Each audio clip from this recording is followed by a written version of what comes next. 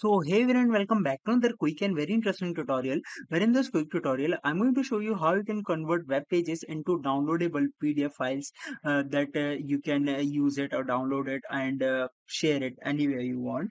Now, in order to do it, all you need to do is just simply open any of the browser you have. For example, if I open the Google Chrome browser, and here you have to search for web2pdf.com. Just simply go to this website and wait for it to respond. Once it gets open, here you have to search for you have to paste the link of the website that you want to convert to PDF. For example, if I write facebook.com for sample,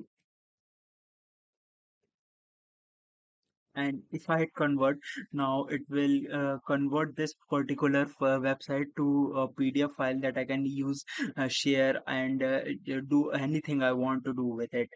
Alright, so that's it for this tutorial. I hope this video will be helpful for you. Make sure to hit the like button and subscribe button for more such helpful and interesting tutorials. See you in the next one. Take care.